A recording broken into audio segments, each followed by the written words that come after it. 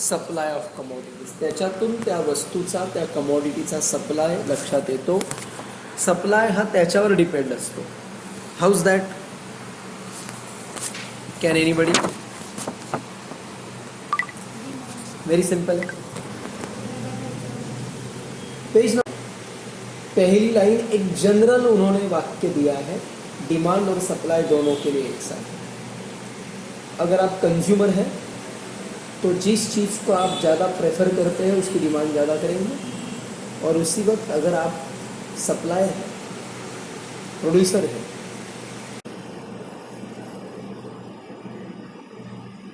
छोटा बिजनेसमैन अगर सोचे कि मैं सबको बड़ी बड़ी मशीन सप्लाई करूँगा, नहीं पॉसिबल, क्योंकि उसको उतनी कॉस्ट नहीं पॉसिबल है बेयर करना. आगे demand is equals to desire plus ability to pay plus willingness. But में उसको हम DAW ऐसा लिखते हैं, लिख लो.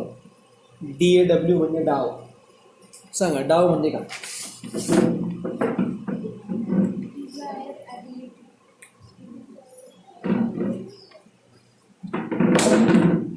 डाव मध्ये 3 गोष्टी असतात. डाव मध्ये 3 गोष्टी असतात. पहिलं डिझायर, मनामध्ये इच्छा. दुसरं तिच्यासाठी पेमेंट करण्याची ॲबिलिटी. पुढे विलिंगनेस टू पे. इच्छा. दुसरं तिच्यासाठी पेमेंट करण्याची ॲबिलिटी. पुढे willingness to pay.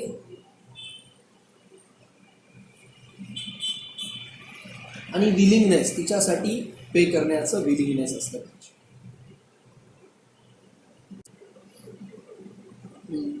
The concept demand refers to quantity of goods or service that consumer are willing and able to purchase at various prices during a period of time.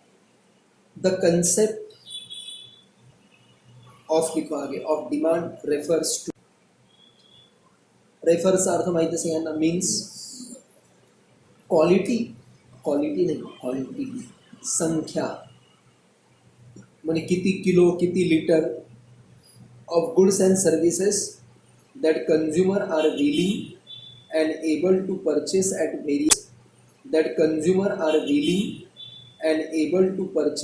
various prices.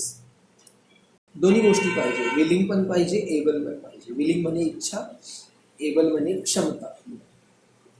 To purchase at various prices during a period of time, त्या टाईममध्ये वेगवेगळ्या किमतीवर त्यांना खरेदी करण्याची त्याची इच्छा असली पाहिजे.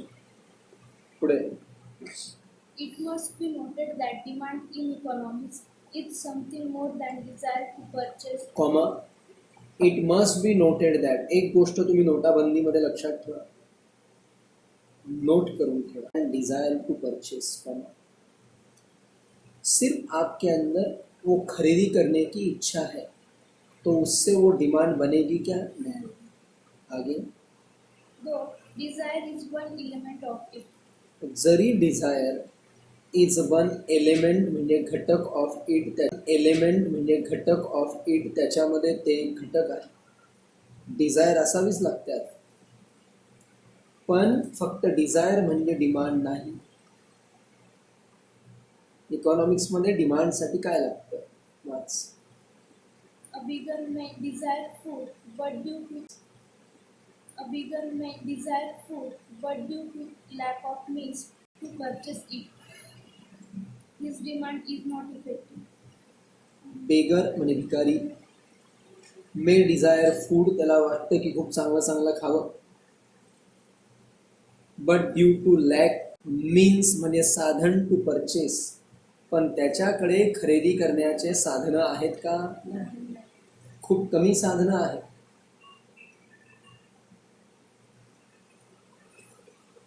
His demand is not effective, त्याची डिमांड इफेक्टिव्ह होणार नाही, परिणामकारक होणार.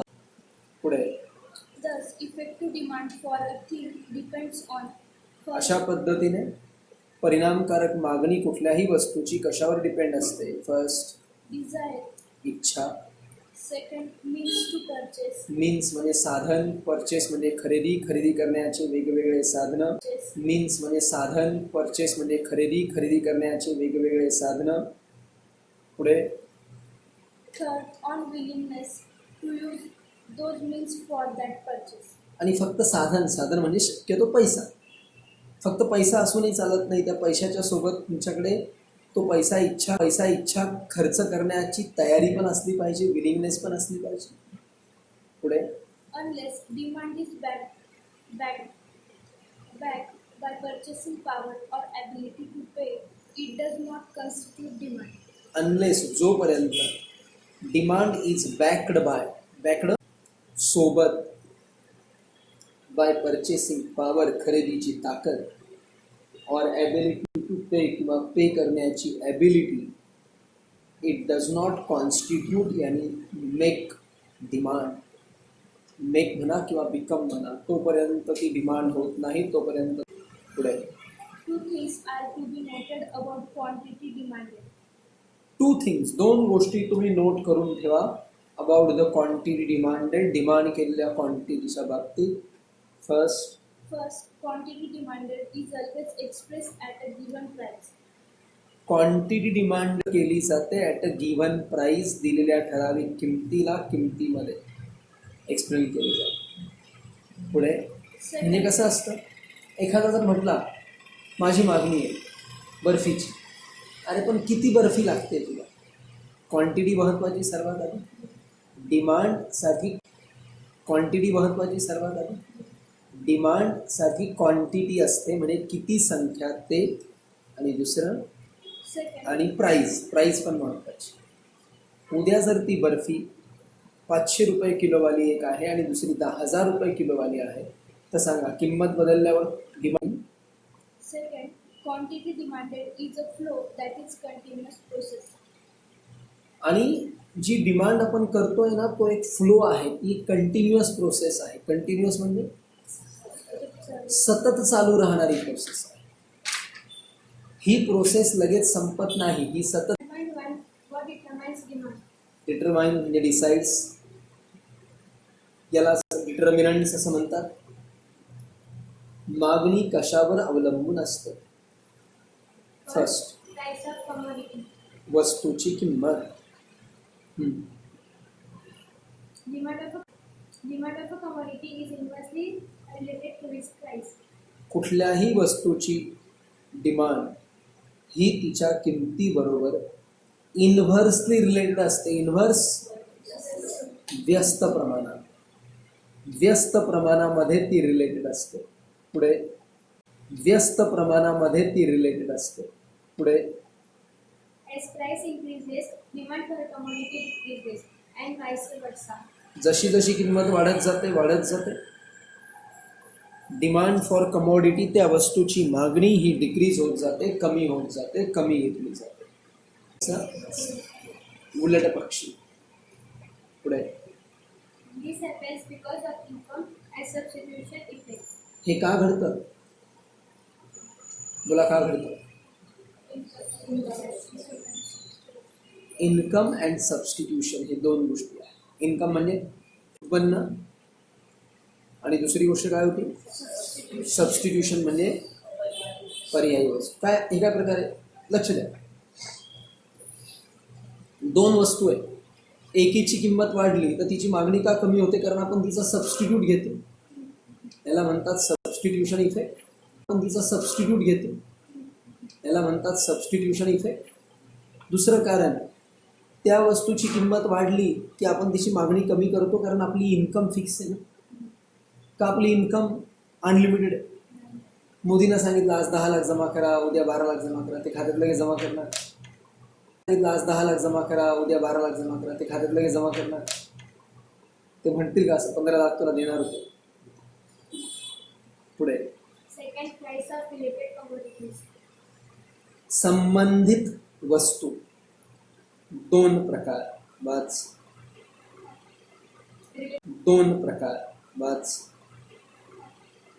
Related commodities are of two types.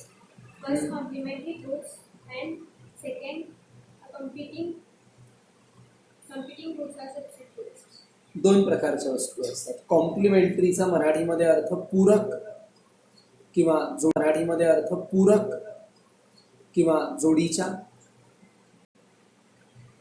जोडीच्या वस्तू म्हणजे पती पत्नी. व्यक्तींची गोष्ट झाली, वस्तूंची झाली. आणि कॉम्पिटिंग किंवा सबस्टिट्यूट म्हणजे पर्यायी वस्तू. दोन प्रकारच्या वस्तू असतात. बस. A complementary goods are those goods which are consumed together or simultaneously. Complementary म्हणजे अशा वस्तू असतात ज्या आपण कंझ्युम करतो एकत्र किंवा सोबत. दूध कोणत्या वस्तू आहे? कॉम्प्लिमेंटरी. एकत्र करून घेतो आणि काही गोष्टी सोबत खातो. म्हणजे काय? चहामध्ये बिस्किट टाकणं किंवा पेट्रोलमध्ये गाडी टाकणं, असं करायचं नाही. For example, tea and sugar, automobiles and petrol, pen and ink are used together. Automobile म्हणजे ऑटोमॅटिक जो मोबाईल चालतो त्याला ऑटोमोबाईल म्हणजे वाहन, स्वयंचलित वाहन म्हणजे वाहन. पण हे मोबाईल नाही. खरं म्हणजे हा मोबाईल नसतो, हा सेलफोन असतो. पण लोक याला मोबाईल म्हणतात कारण हे घेतलंय की माणूस कुठे मोबाईल स्वयंचलित होतं का नाही? याच्यामुळे माणूस जो आहे तो पुढे पोहोचून जातो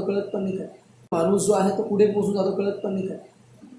फेसबुक व्हॉट्सअपच्या मुळे माणसं आज कुठेच्या कुठे पोहोचतात. म्हणजे उतरायचं असतं मनमाडला, जळगावपर्यंत पोहोचून जातात. अशी परिस्थिती असते. खूप पुढे घेऊन जाणार आहे. नेक्स्ट. हां. When commodities are complements, then a fall in the price of one will cause to increase in the demand for other. जेव्हा वस्तू ह्या कॉम्प्लिमेंटरी असतात तेव्हा एकीची किंमत कमी झाली तर दुसरीची डिमांड वाढते. म्हणजे काय होणार? कार स्वस्त झाली कारण त्या कशा वस्तू? कॉम्प्लिमेंटरी, सोबतच्या. पुढे. For example, a fall in the price of cars will lead to a rise in the demand for petrol.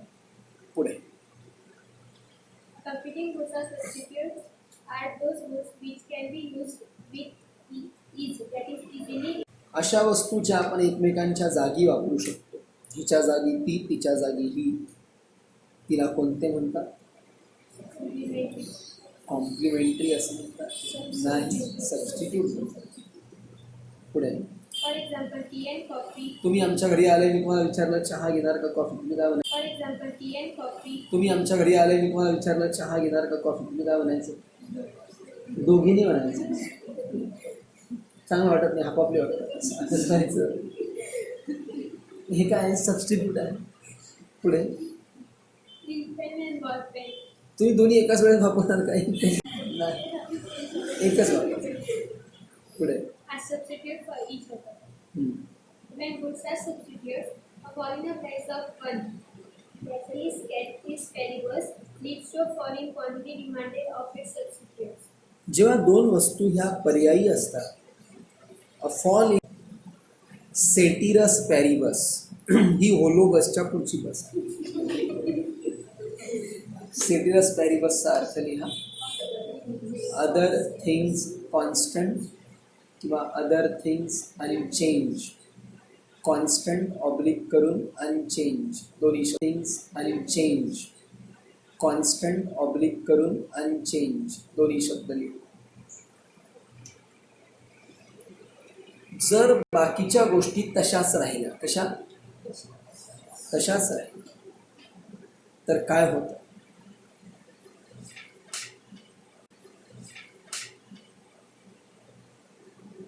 Fall in the price of one leads to fall in the quantity demanded of its substitute. चहा आणि coffee. सांगा, उद्या चहा स्वस्त झाली तर कॉफीची मागणी कमी होती. काही पण वाढे. कुठल्या याच्यावरनं आले? कुठल्या डबरीवरनं आले? चहाची किंमत कमी झाल्यावर कॉफीची मागणी कमी होईल कारण कॉफी पिणारे कुठे वळतील? चहा. छोड़ छाड़ के कॉफ़ी की गली सलीम चाय वाले के पास चले, असं म्हणणार ते कॉलेज रोडला. पुढे पुढे If the price of tea falls, then demand for tea increases and demand for coffee will ultimately fall. Yes, आता तेच सांगितलं. पुढचं. आणि ते सेट्रस पॅरिबस काय प्रकार असतो ते आपल्याला पुढच्या प्रत्येक पेजवर बघायचंच आहे, प्रत्येक ठिकाणी येणारच आहे. आता एवढंच ते आपल्याला पुढच्या प्रत्येक पेजवर बघायचंच आहे, प्रत्येक ठिकाणी येणारच आहे. आता एवढंच सांगतो. अहो, एखाद्या वस्तूची प्राइस कमी झाली, पण सपोज लोकांना ती आता आवडतच नाही, तिची मागणी वाढेल का? कलर टी व्ही दिवसेंदिवस स्वस्त होत चाललाय, पण लोक आता टी व्ही वापरताय का? नाही वापरत. पुढे पुढचं घटक ज्याच्यावर मागणी अवलंबून आहे, लेव्हल. लेव्हल म्हणजेच पातळी. हाऊसहोल्ड म्हणजेच ग्राहक. ग्राहकांची हे किती आहे, काय इन्कम किती आहे, त्याच्यावर हे अवलंबून असतं. काय आहे इन्कम, कशी आहे इन्कम, कम बस.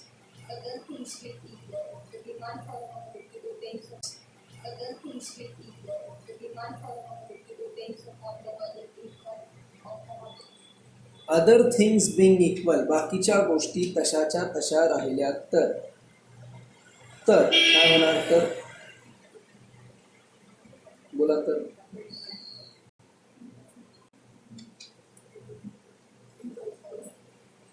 एक पण नाही बोलत. तर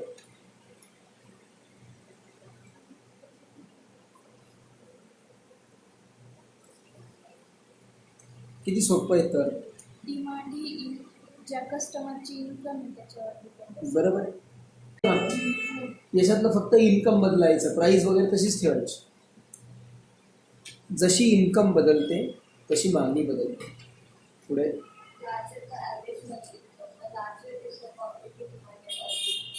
लार्जर म्हणजे जास्त, द ॲव्हरेज मनी इन्कम. जशी त्या व्यक्तीची मनी इन्कम जास्त असेल, the larger is the quantity demanded of good, तेवढी त्याची क्वांटिटी डिमांडेड काय होत जाते, वाढत जाते. पुढे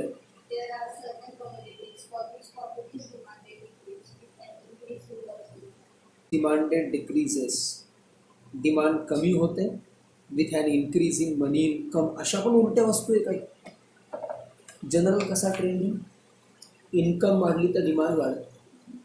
पण काही अशा वस्तू आहेत की जर त्या व्यक्तीची इन्कम वाढली ना, तर तो त्या वस्तू घेणं, जर त्या व्यक्तीची इन्कम वाढली ना, तर तो त्या वस्तू घेणं कमी करतो. बस. इन्फेरियर. इन्फेरियरचा अर्थ निकृष्ट पतीच्या वस्तू. कोणत्या? निकृष्ट पती नाही, प्रतिलिहा.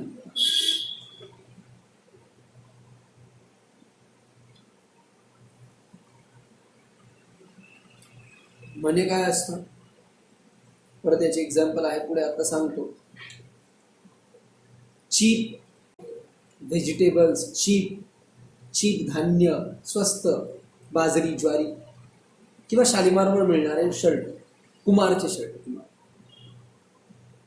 हा जो कुमार आहे तो कुठून आणतो काही माहीत नाही शर्ट, पण 100 रुपये, 200 रुपये, 300 रुपये अशा शर्ट जेवढे हे टेलर लोक शिलाई घेतात फक्त तितक्यात तो शर्ट देतो.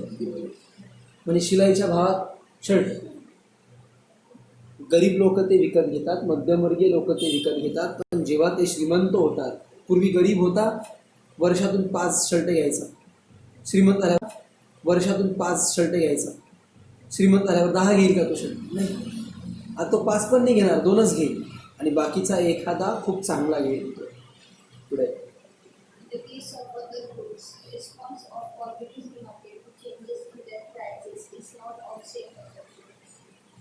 वस्तूंचा विचार केला आपण तर response of quantity is demanded. डिमांडमधला जो रिस्पॉन्स आहे to change in their prices, त्यांच्या किमतीमध्ये होणाऱ्या बदलांशी is not of same proportion. Proportion म्हणजे प्रमाण, हा तेवढ्याच प्रमाणावर सेम प्रपोर्शनमध्ये नसतो. म्हणजे काय, इन्कम डबल झाली तर सांगा डिमांड डबलच होईल. कधी डबलापेक्षा जास्त होईल, कधी डबलापेक्षा कमी होईल. पुढे If goods are such that they पुढे if goods are such that they satisfy the basic needs of life, a change in income although will cause an increase in demand for these necessities. if goods are such that they satisfy the basic needs of life, म्हणजेच necessity वस्तू असतील तर, a change in their price although will cause an increase in the demand for their necessities. सांगा वाक्य चुकलंय.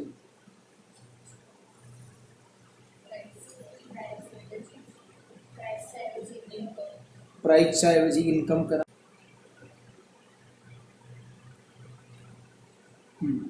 समजलं.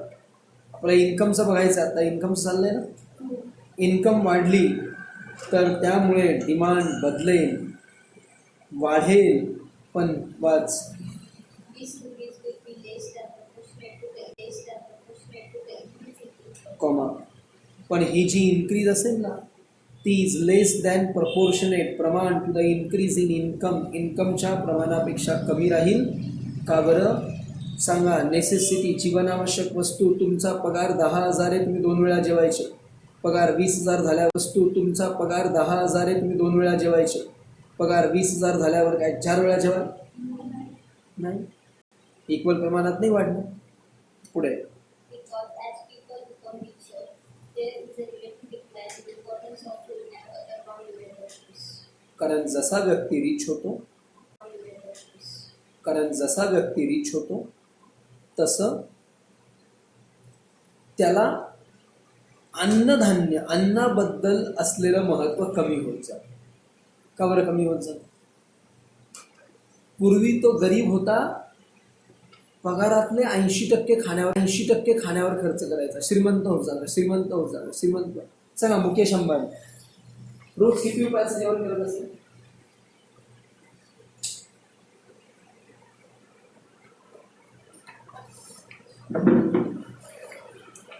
ते आपल्याला माहित नाही, पण त्याच्या इन्कमच्या किती टक्के, तो टक्का पण नाही. इतका रिच व्यक्ती रोजचे तो कमवतो साधारणतः 2 ते 3 करोड रुपये रोजचे कमवतो. आणि त्याच्यातला किती खर्च करायला जेवणावर. 10%.